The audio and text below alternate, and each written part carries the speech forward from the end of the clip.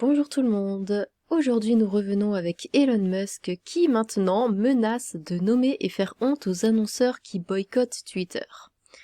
Alors, ça va jamais se finir, cette histoire entre Elon Musk et Twitter. C'est une guerre permanente, c'est incroyable. Elon Musk a menacé de nommer et faire honte aux marques qui ont publiquement ou discrètement retiré leurs annonces de Twitter suite à sa prise de contrôle de la plateforme et au licenciement d'environ la moitié de son personnel. Une semaine à peine après avoir repris le contrôle de Twitter, qu'il a qualifié de place publique numérique, où un large éventail d'idées peuvent être débattues de manière saine sans recourir à la violence, un certain nombre d'entreprises ont suspendu leurs annonces, certaines discrètement. De grandes marques dont General Mills, General Motors et United Airlines ont annoncé publiquement leur décision de suspendre leurs annonces de Twitter, tandis que d'autres semblent se retirer discrètement. Les responsables de certains des plus grands groupes de communication médias au monde ont apparemment déclaré au Financial Times que plusieurs de leurs clients avaient envisagé en privé de retirer leurs annonces de Twitter ou l'avaient déjà fait, sans faire de déclaration publique a priori pour éviter de susciter la controverse. On assiste à des départs discrets, a expliqué un responsable de la communication média au Financial Times sous couvert d'anonymat. Dans un message publié sur Twitter, Musk a déclaré que les groupes d'activistes faisant pression sur les annonceurs avaient entraîné une baisse massive des revenus alors que l'entreprise procède à des licenciements importants. Twitter a connu une baisse massive de ses revenus imputable à des groupes d'activistes qui font pression sur les annonceurs alors que rien n'a changé en matière de modération du contenu et que nous avons fait tout ce que nous pouvions pour apaiser les activistes, a écrit Musk. C'est extrêmement mal parti, ils essayent de détruire la liberté d'expression aux États-Unis, a-t-il ajouté. En réponse au tweet de Musk, Mike Davis, membre de la Federalist Society, l'a exhorté à nommer et faire honte aux annonceurs qui se plient au boycott publicitaire pour que nous puissions les contre-boycotter. Musk a répondu « Merci.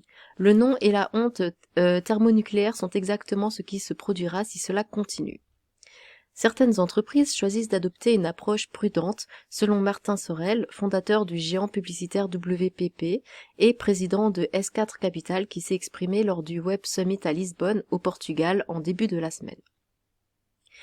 Dans le même temps, une coalition de plus de 40 groupes de défense des droits a écrit une lettre ouverte, PDF, donc PDF que j'ai ouvert. Donc c'est une lettre qui est en fait destinée aux groupes Amazon, Apple, qu'est-ce que j'avais vu, Coca-Cola, Google, Disney, etc. Pour leur dire, alors je vais vous traduire ça vite fait, Elon est méchant, Elon est méchant, Elon est méchant, Elon est méchant, Elon est méchant, virgule, Elon est méchant, Elon est méchant, Elon est méchant, signé tout cela, tout, et tout cela. Voilà, à certains des principaux annonceurs de Twitter appelant à un boycott publicitaire si Musk poursuivait ses plans destinés à saper la sécurité des marques et les normes de la communauté, notamment en supprimant la modération du contenu. Joe Biden lui-même a multiplié les critiques, déclarant vendredi lors d'une collecte de fonds pour les démocrates que « nous sommes tous inquiets » que Musk, qui s'est autoproclamé absolutiste de la liberté d'expression, ait acheté une plateforme qui crache des mensonges dans le monde entier. C'est justement ça qu'il essaye de réparer. Musk, pour sa part, a insisté dans sa propre lettre ouverte qu'il ne permettrait pas à la plateforme de devenir un enfer accessible à tous, où tout pourrait être dit sans conséquence. Outre le respect des lois du pays, notre plateforme doit être chaleureuse et accueillante pour tous, a écrit Musk. Il a ensuite déclaré dans un message sur Twitter que l'entreprise restait déterminée à modérer les contenus.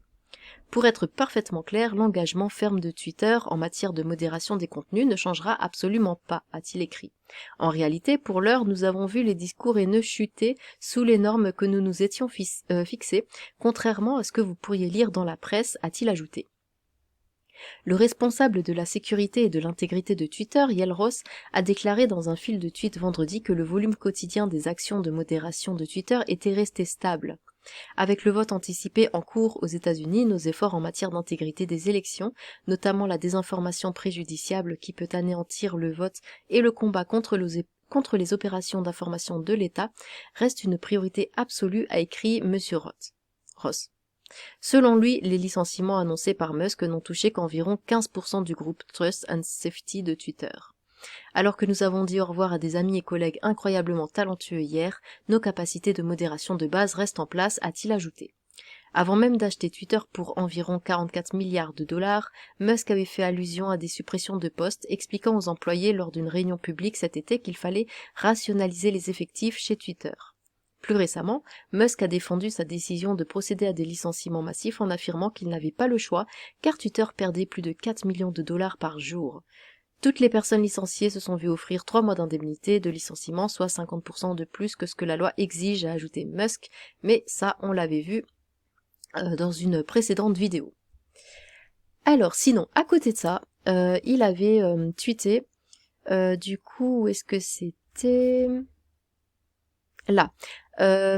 Oui, à l'avenir, toutes les poignées Twitter se livrant à l'usurpation d'identité sans spécifier clairement parodie seront définitivement suspendues. Donc voilà, vous pouvez pas, si vous êtes certifié mais que vous utilisez le nom de quelqu'un d'autre, il faut absolument écrire parodie à côté. Auparavant, nous émettions un avertissement avant la suppression, mais maintenant que nous déployons une vérification généralisée, il n'y aura pas d'avertissement. Cela sera clairement identifié comme une condition pour s'inscrire à Twitter Blue. Tout changement de nom entraînera la perte temporaire de la vérification. Donc ça, c'est pas mal, du coup, ça répond quand même à beaucoup de questions, parce que c'est vrai que comme la certification, on la paye, on l'a, du coup, oui, j'avais aussi dit, oui, si moi je me fais passer pour le joueur du grenier, je mets la certification, on va croire, bah non, je serai obligée d'écrire parodie à côté, sinon mon compte sera tout de suite suspendu. À côté de ça, qu'est-ce qu'il disait? Twitter doit devenir de loin la source d'information la plus précise sur le monde, c'est notre mission. Bon.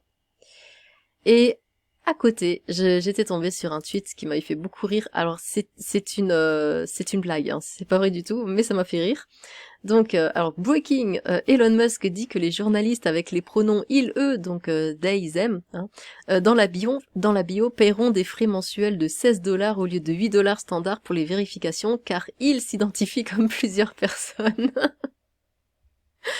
Ah, alors c'est une blague, hein, c'est pas vrai du tout. Mais si seulement, franchement, si seulement c'était vrai. Ah là, ça en calmerait beaucoup. Ah, d'un coup, ils seraient beaucoup moins à cheval sur leur délire. Oui, moi c'est they, them, et puis ta gueule. Enfin, si seulement. Mais bon, ça m'a fait beaucoup rire. C'est vrai qu'Elon serait capable quand même de faire quelque chose comme ça. Enfin voilà, c'était la petite news de la journée sur Elon Musk, sur Twitter. Je suis ça d'assez près, hein, l'évolution de Twitter, donc je pense que je ferai quand même pas mal de vidéos sur ce qu'il se passe. Eh bien, sur ce, tchou!